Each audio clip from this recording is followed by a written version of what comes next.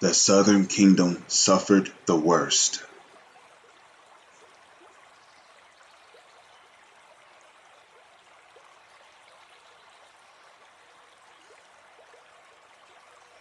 Shalom.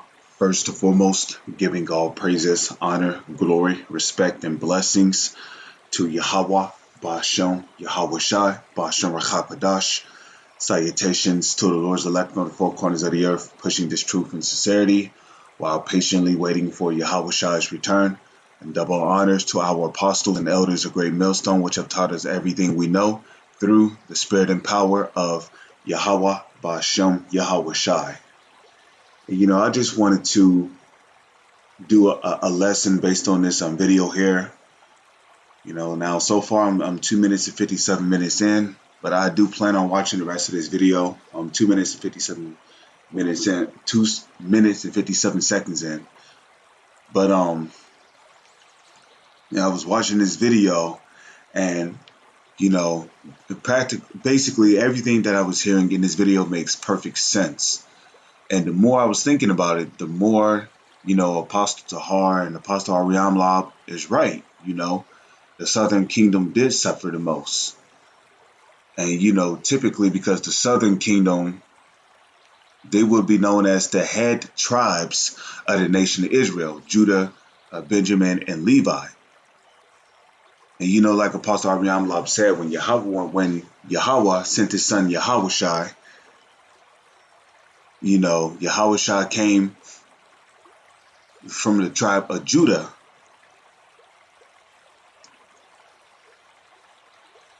And if you notice, when our Lord and Savior came on the scene, he suffered the worst punishment that anybody could suffer of any of the tribes. I mean, Jeremiah, he was sunken into a mire when he was put into a dungeon. Peter was beheaded upside down. Paul was stoned. He was beaten with rods. He suffered shipwreck. He was often in perils of his own people. He suffered robbery. Then you got, I believe it was King Zedekiah. His eyes was gouged out, and he was thrown into a prison. Samson, his eyes was gouged out. I'm trying to think of who else. Even some Israelite kids who called Elisha Baldy, they was torn to pieces by she-bears. There was a Jake who stepped out of line and touched the Ark of the Covenant, and the Lord smote him and killed him.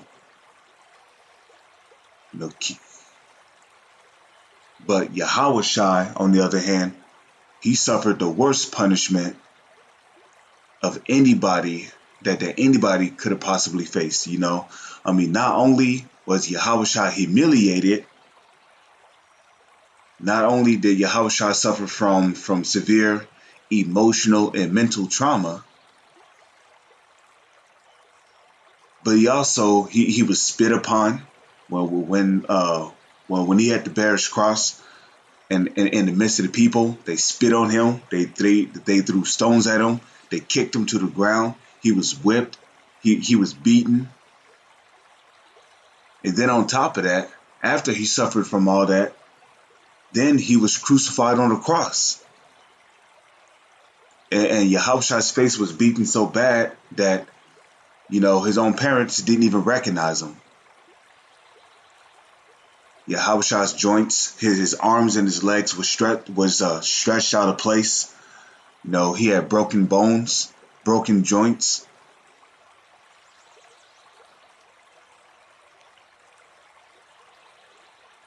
So it goes to show that, the tribes, that's really responsible for looking after the other tribes got punished the worst. King David, he committed adultery, but what happened? Pretty much the rest of his life after he committed that transgression, the rest of his life after he committed that transgression was pure hell. His whole life was nothing but pure hell.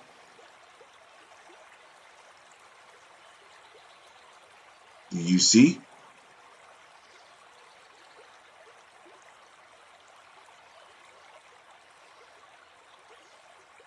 And I like the example that Apostle Ariamlab used in this video, where he said that the eldest son was always put in charge of looking after the younger siblings. And I can attest to that, because my parents would do that with me, because I was the oldest child at the time, you know. Well, second oldest. I don't know where my older brother was at. Well, apparently he was out being a nigga, but nonetheless, I was the oldest in the household at the time concerning amongst my siblings. So I always had to look over the other two. And I was always the first person that my mom would come to when something was out of order in the house. I mean, I never understood why when I was young, but now I understand why. Because the oldest one is often given the most responsibility. Moses, when the Lord handed the law, statutes, and commandments, he gave it to Moses. Now Moses was from the tribe of Levi, which will be of the southern tribe.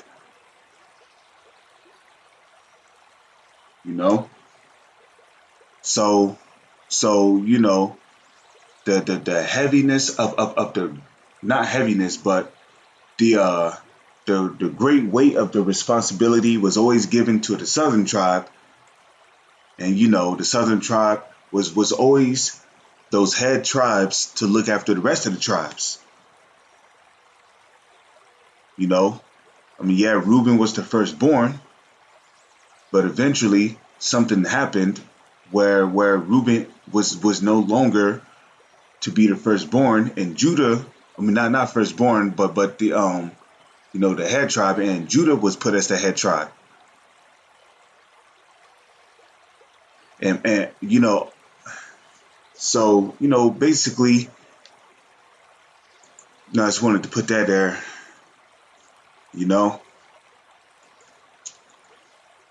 And then if you look at slavery, and even after post-slavery, you can clearly see that Judah, Benjamin, and Levi got it the worst. Okay.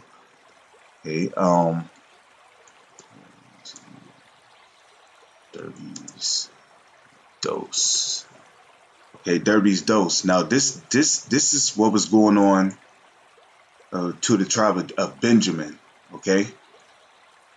And this was a form of punishment that Benjamin would go through during the time of slavery if somebody was caught eating without the slave master's orders or the slave master's permission. So, and by the way, Derby is the name that was given to a slave during the time that, Benjamin, the Jamaicans, was in slavery. So this was an actual slave from the tribe of Benjamin. So Derby's dose was a form of torture used in Jamaica to punish slaves who attempted to escape or committed other offenses like stealing food. According to Malcolm Gladwell in his 2008 Outliers, the runaway would be beaten and salt pickle,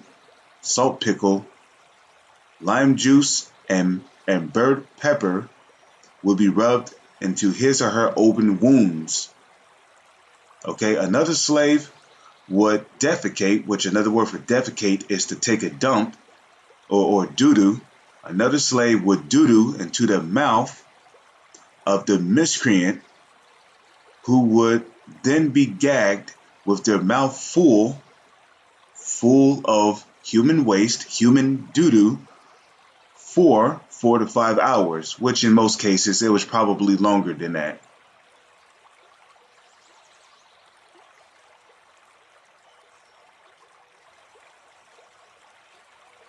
Okay, it says, the punishment was invented by Thomas Thistlewood, a slave overseer, and named after the slave Derby, who was made to undergo this punishment when he was caught eating young sugar cane stalks in the field on the 25th of May, 1756. So I mean, if you notice, this didn't happen to the Northern Kingdom. This happened to the Southern Kingdom. Okay, and really, this was a punishment that the Lord allowed to happen to the Southern Kingdom. Why? Well, because yeah, well, we sinned as a nation of people, but the Southern Kingdom was put in charge over the rest of the nation. So the Southern Kingdom, they got it real bad. I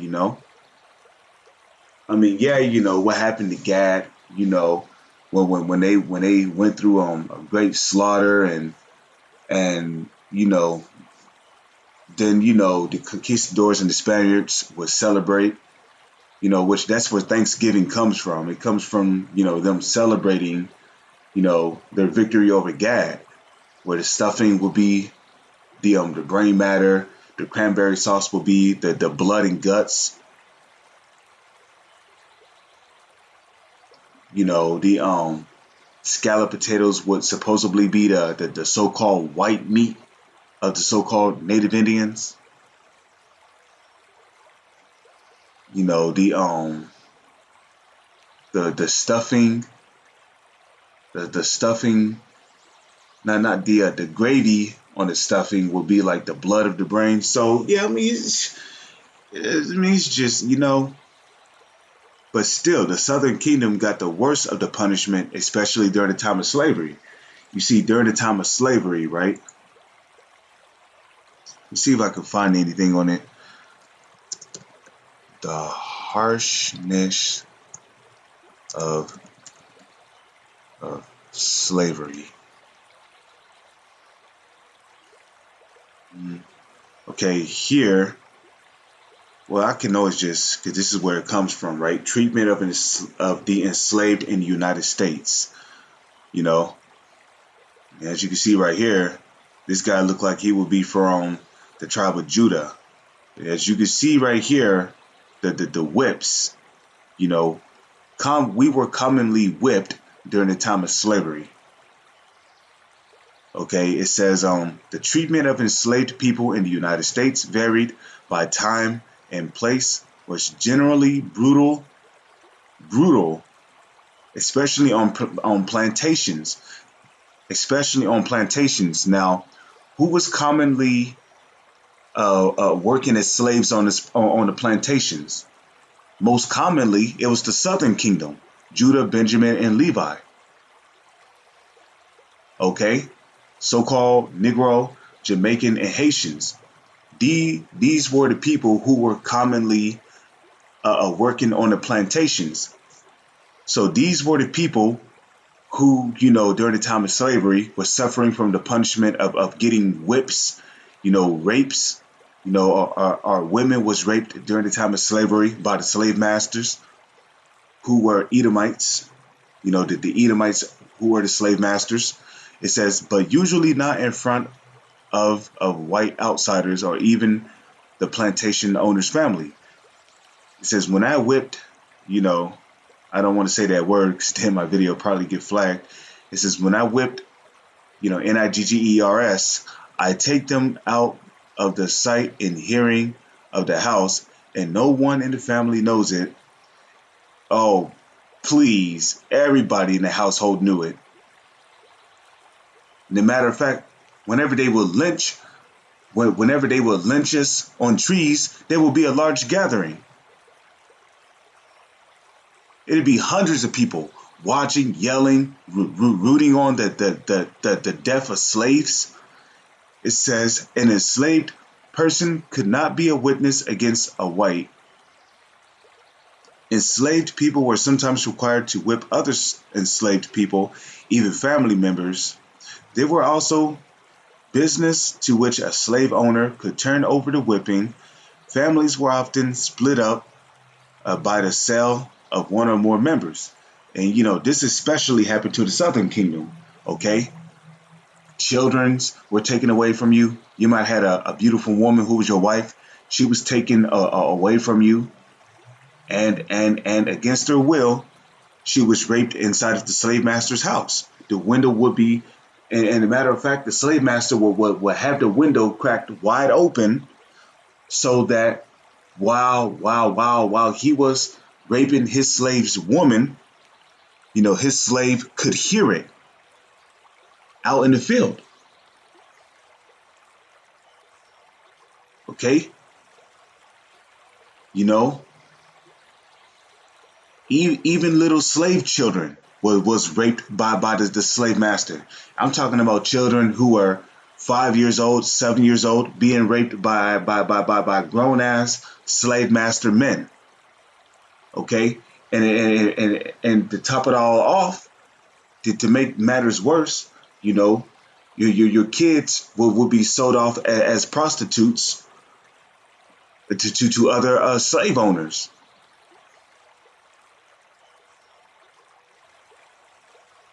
Okay, and a matter of fact, let me see if I can find that.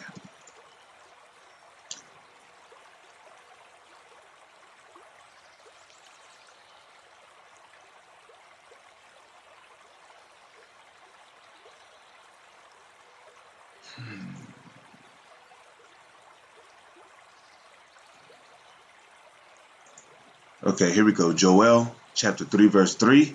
And they have cast lots for my people and have given a boy for a harlot. Okay, this happened during the time of slavery, and sold a girl for wine. Now, if you're going to sell a girl for wine, what do you think that person is going to do with that girl? He's going to have sex with her. Okay? If you notice, it says a boy and a girl. Okay? These are underage children, especially from the age of 5 to the age of 9, or even the age of 7. So they were selling boys from the age of 5 to the age of 7, girls from the age of 5 to the age of 9, or from the age of 7. They were selling them off as prostitutes. Okay?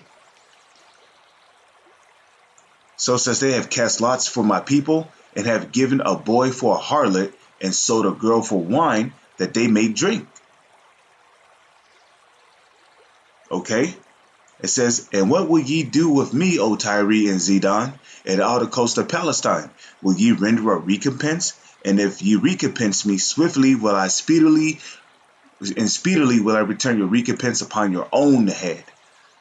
So back over here it says, usually never to see or hear each other again. So the slaves was never to see or hear their children or their wives ever again. Okay, so imagine that. You have children by this woman. Your children might get to like the age of 6 or 7. They get taken away from you, and they're sold off to be either slaves or your sons or your daughters were sold off to be sex slaves to another slave master somewhere. And then your wife was taken away from you. She was raped, and while you were out in the field, you had to hear this. You had to hear this shit. Meanwhile, you're out in the field, you hearing your woman getting raped by the slave master. There's nothing you could do about it. And then you're out there in the field on a very hot day picking cotton and potatoes. And then if you were caught slacking, you got whipped for it. Meanwhile, it's been damn near 3-4 days since you've eaten, but you're out in the field. A lot of our people was starved to death on the field. Literally, our people died from being starved and beaten to death on the field. It says, there were some relatively enlightened slave owners. Nat Turner said his master was kind, but not on large plantations. Only a small minority of enslaved people received anything resembling decent treatment. Blase. I don't want to, abolishment and slavery was not abolished.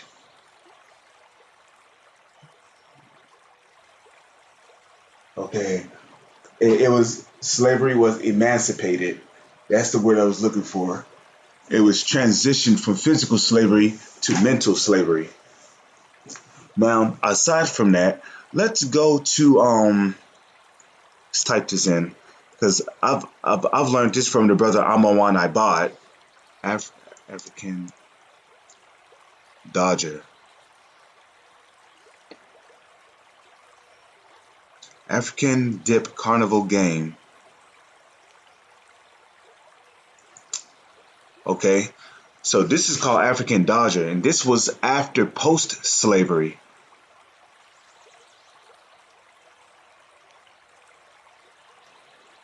Okay, this was after post-slavery. Okay, this is what was going on to the Southern tribe even after slavery. It says, and now as you may know, whenever they see a so-called Negro, they refer to us as Africans, which we're not Africans. Okay, we are Hebrew Israelites from the tribe of Judah. And when I say we, I'm really speaking for the tribe of Judah because I'm a so-called native Indian from the tribe of Gad. So so-called Negroes are not Hamites, okay? Africans are Hamites. Now so-called Negroes come from the tribe of Judah. They are Israelites from the tribe of Judah. So it says the African or the so-called Negro from the tribe of Judah dip target game was found in many traveling carnival shows, seashore resorts, and fairgrounds across the United States. It is likely that the one of you visit like the one you visited was at the Chicago Riverview Amusement Park, and there was a reason why it was called an amusement park. Originally, the reason why they called these places amusement parks was because these were places that Edomites, so-called white folks, could go. These were places that so-called white folks, Edomites, could go to basically, get a good laugh in while watching Jake suffer, while watching our people suffer. So it was called an amusement park because it was a place where people could go to get a amusement, some kind of laughter, entertainment off of watching our people suffer. So it's important for you to know that. It says open from 1904 to 1967. Okay, and interestingly enough, I believe my mother was born around this time. So this was not too long ago. Okay, now my mom was born around the 1960s, if I remembered. No, no, wait, it couldn't have been the 1960s. I believe she was born in the 1970s. Don't quote me on it because my mom was pretty young when she had me. See, man, now I'm kind of lost here.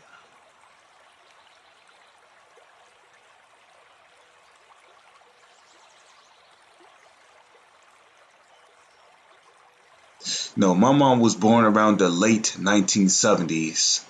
But but still, this is not too far though. Her parents, my grandparents was alive when this kind of shit was going on. That's the point that I'm trying to make. Okay? And more than likely, a lot of you brothers who are woken up to the truth, your grandparents was alive when this kind of thing was going on. African Dodger. Okay, it says in the early 1940s, the game was called Dunk. What was called Dunk the Niger, the Dunk the Ninja. Well, I'm not going to say ninja. Okay, it was called Dunk the Nigga. By the late 1940s, it had been renamed African Dip. The NAACP pressured the carnival officials to close the game, but the game remained a part of Riverview entertainment until the late 1950s. Chicago was and remains a town with many Edomite ethnics. African Dip allowed immigrants, many first-generation Americans from Ireland, Yugoslavia, Poland, and European nations to define themselves as real Americans Okay, racially white, united by skin, with Edomite immigrants who came earlier, blase blase.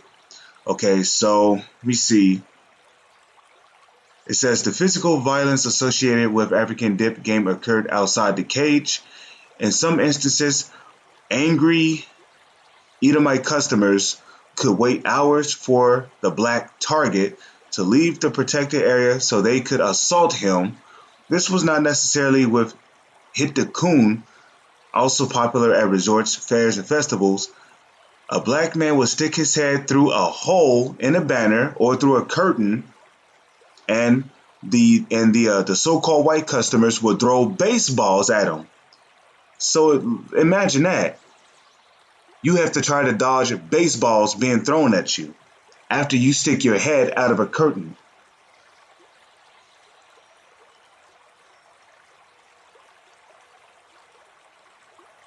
Okay?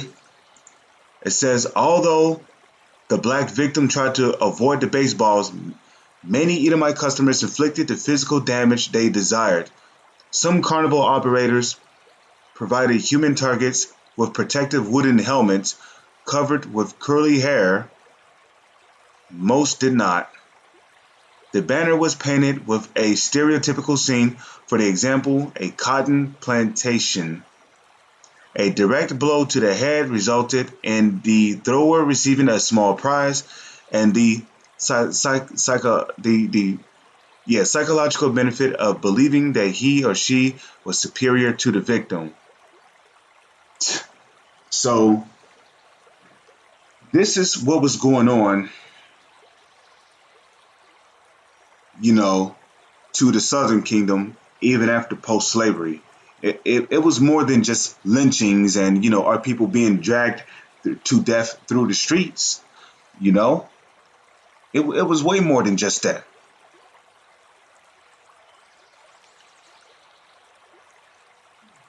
So, I just wanted to, further support this video. A lot's happened to our people during the time of slavery and even before slavery, even in even in the Old Testament of the Holy Scriptures.